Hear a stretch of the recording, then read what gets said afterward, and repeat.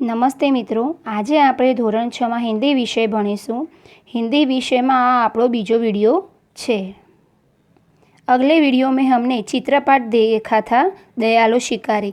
इस चित्रपाठ के अंदर हमने दो कहानी देखी थी, एक यह दयालु शिकारी की और दूसरी बातूनी कछुआ। तो दोनों कहानियों के प्रश्नों के उत्तर के साथ हमने समझ प्राप्त की थी।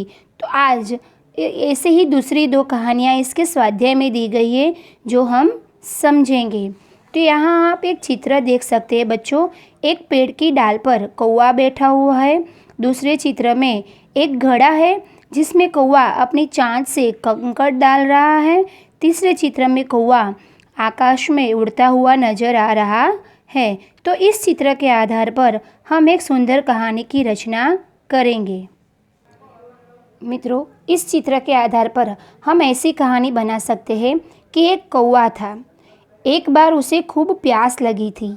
उसने इधर उधर पानी की तलाश की, पर उसे कहीं पानी नहीं मिला। आखिर उड़ते उड़ते वह एक झोपड़ी के पास पहुंचा। वहाँ उसे एक घड़ा दिखाई दिया। घड़े में थोड़ा पानी था। पानी बहुत नीचे था। कौवे की चोंच पानी तक पहुंच नहीं सकती थी। पानी ऊपर लाने के लिए कौवे ने एक उपाय सोचा। वह आसपास बहुत से कंकड़ पड़े हुए थे। उसने एक एक कंकड़ घड़े में डालना शुरू किया। कंकड़ों के कारण पानी घड़े के मुंह तक आ गया।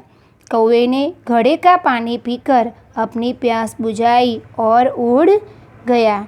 इस तरह युक्ति से काम लेकर कौवे ने अपनी प्यास बुझाई। तो मित्रों, कोई भी कार्य हमें करना हो तो वह हम युक्ति से करें, सोच समझ के करें, तो उस कार्य को हम पूरी तरह संपन्न कर सकते हैं।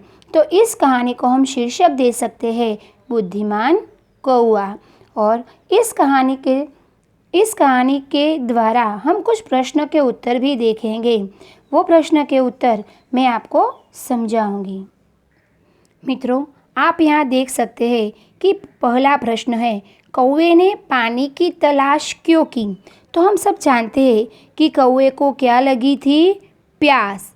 तो कौवे को प्यास लगी थी, इसलिए कौवे ने पानी की तलाश की। कौवा घड़े का पानी क्यों नहीं पी सका? क्योंकि घड़े में पानी बहुत कम था, इसलिए कौवा घड़े का पानी नहीं पी सका। तीसरा सवाल है, कौवे ने घड़े के आसपास क्या देखे? तो कौवे ने घड़े के आसपास बहुत सारे कंकड़ देखे। चौथा सवाल है, घड़े में कंकड़ डालने पर क्या हुआ? तो घड़े में कंकड़ डालने पर नीचे का पानी घड़े की मुंह तक आ गया। कौवे ने अपनी प्यास कैसे बुझाई? तो कौवे ने अपनी प्यास कैसे बुझाई मित्रों? तो कौवे ने युक्ति से काम लेकर अपनी प्यास बुझाई। यहाँ हमने एक कहानी तो देख ली। अब यहाँ एक दूसरी कहानी दी गई है, कौवा और लोमड़ी। इस कहानी के सारे चित्र यहाँ दिए गए हैं। तो पहले चित्र में आप देख सकते हैं बच्चों कि एक कौवा है जिसके मुंह में एक रोटी है। वह दूसरे चित्र में एक लोमड़ी जो पेड़ के नीचे है और कौवा पेड़ की डाल पर बैठा हुआ है और उसके मुंह में एक रोटी है। तीसरे चित्र में कौवा और लोमड़ी बातचीत करते नजर आ रहे हैं। चौथे चित्र में भी लोमड़ी कौवे से कुछ कह रही है। पांचवें चित्र में कौवा जो है वो गाता हुआ नजर आ रहा है और रोटी अपने पैर में उसने पकड़ रखी है। लास्ट चित्र में आप देख सकते हैं कि लोमड़ी वहाँ से निराश होकर चली जा रही है। तो इस कहानी की रचना हम इस तरह कर सकते हैं बच्चों कि एक बार एक कौवे को एक रोटी मिली। वह रोटी लेकर उड़ता हुआ एक पेड़ की डाल पर जा बैठा। उतने में एक लोमड़ी पेड़ के नीचे आई। उसकी नज़र कौवे की रोटी पर पड़ी। उसके मुंह में पानी आ गया। उसने सोचा कि मैं इस कौवे को मूर्ख बनाकर उससे रोटी ले लूँ। लोमड़ी ने कौवे से कहा, कौवा भैया कोई गाना सुनाइए ना, आपका गाना मुझे बहुत मीठा लगता है। कौवा लोमड़ी की चालाकी समझ गया।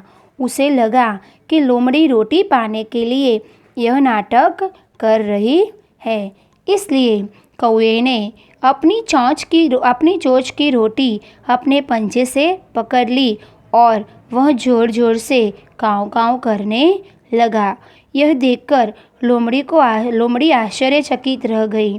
अरे, यह कौवा तो समझदार लगता है। और ऐसा वह मन ही मन बोली और वहाँ से चलती बनी। फिर कौवे ने मज़े से रोटी खा ली। तो इस कहानी से बच्चों हमें यह सीख मिलती है, सचमुच अपनी झूठी बड़ाई सुनकर हमें गुमराह नहीं होना चाहिए। इस कहानी के द्वारा हम कुछ प्रश्न के उत्तर देखेंगे।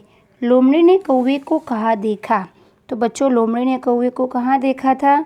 तो लोमड़ी ने कौवे को एक पेड़ की डाल पर देखा। लोमड़ी ने किसे मीठा बताया? तो लोमड़ी ने किसे मीठा बताया था? तो लोमड़ी ने कौवे के गाने को मीठा बताया। लोमड़ी क्या देखकर आश्चर्यचकित रह गई?